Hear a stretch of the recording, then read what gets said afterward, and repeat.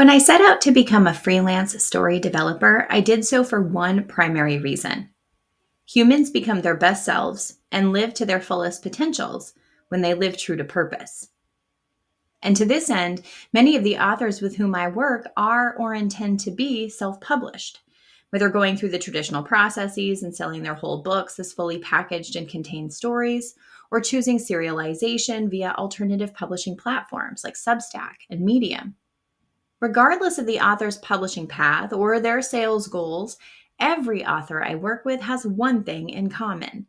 They prioritize human creativity over robotic machination. They have to. Arts and the artists who create them seem to be in rare form these days. From the warnings about AI generated books being peddled on popular sales platforms, or the influx of AI generated music to fluff playlists, to AI generated imagery being slapped on covers and products, one may believe humans are now at the mercy of the robots, that our livelihoods are at stake, that the artwork we produce is somehow less valued than it was before because robots can produce art faster and more consistently than our very human hands could ever produce. While there are endless discussions about and applications for ChatGPT, Gemini, Claude, Copilot, and others, I'm not witnessing the great robot takeover of the 21st century, the one I was told would definitely happen if creators sold their souls to the robot overlords. Instead, I'm seeing something else occur, a much needed shift toward the analog in spite of digital tools. Welcome to the new renaissance of the 21st century, a rebirth of art and artistry and a creeping denial of robotism in favor of humanism. Some of the best books I've read seem to live on the edges of movements, as if the authors who penned them took up silent calls to action and then rallied their readerly troops for battle. The Grapes of Wrath by John Steinbeck won the Pulitzer Prize in Fiction in 1939 and resulted in congressional action to help protect migrant workers and their families from slavery conditions. While the book was controversial, hated in pockets all over America, I'll let you guess which pockets hated it most. It sparked an undeniable social movement and legislative action. Silent Spring by Rachel Carson is another controversial but wholly needed book that comes to mind, as Carson's work exposed serious problems with big industry and sparked the modern environmental movement, resulting in the banning of the pesticide DDT and saving the bald eagle population in America. And it's not just the books you may have read in school that carry high impacts. Ya Gayasi explored the long term effects of slavery and colonialism in her novel Homegoing. Delia Owens worked through survival, solitude, and earth stewardship through Where the Crawdads Sing. Kylie Reed used humor to discuss the complexities of relationships and the social expectations of race and privilege in Such a Fun Age. Sure, these books are works of fiction, but like other great artworks, these books and many others imitate life in a way that reaches down into the marrow of the readers who encounter them, living in their bones as symbiotic organisms, moving their feet and hands, turning themselves into talking points and outlooks, becoming philosophies. Readers want good books, of course, but again and again, readers look for something more, something bigger than them, something they can chew on long after the final page, something that fans their inner fires and rings their inner bells and sounds their inner alarms and sees through their inner eyes the world which is sometimes chaotic and dark and hopeless and beautiful, just the same. Since you're presumably human, you may wish to share your art, your philosophy with the world, inspire readers to act and create change for the better. When a reader encounters a book that hits them the right way, that book will live rent-free in the reader's mind for the long haul. The more volatile and divisive the topic, the greater chance of inspiring or disgusting the reader. The more important a social message, the more easily that message will be attacked.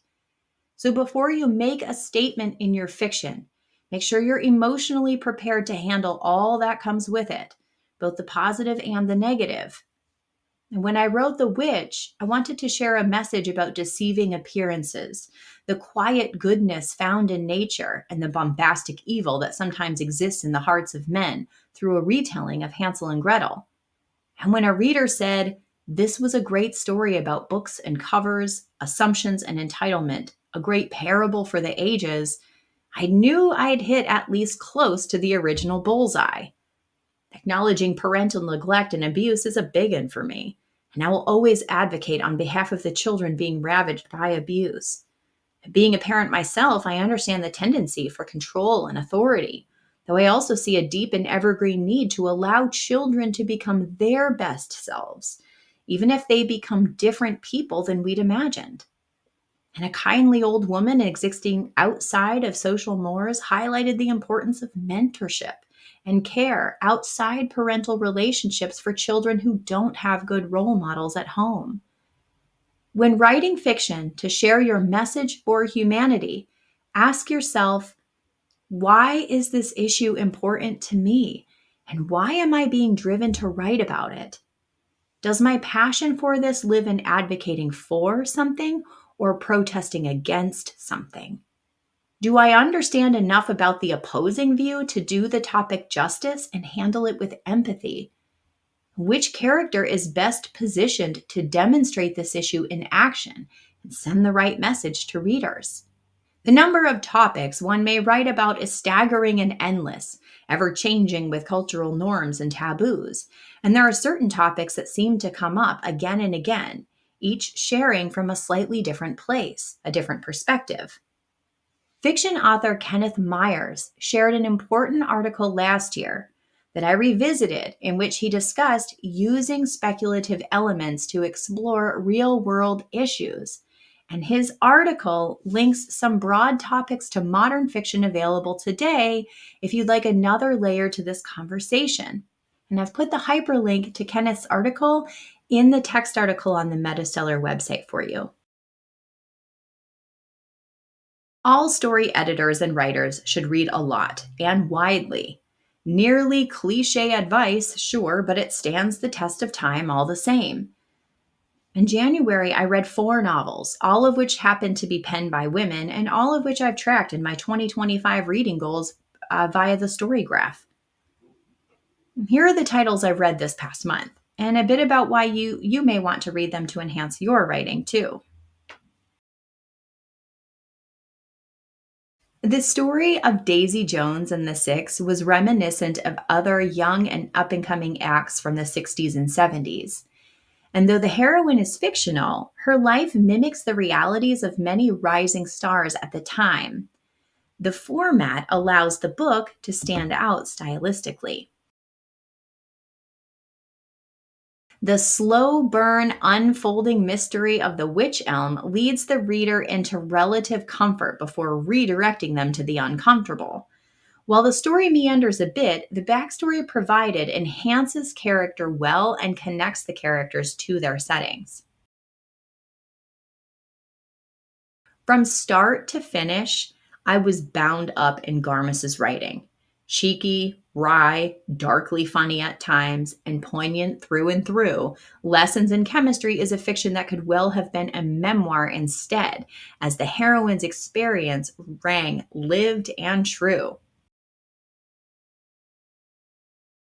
Speculative fiction is most powerful when it straddles the line between the real and the unreal, and When Women Were Dragons is a shining example of such straddling.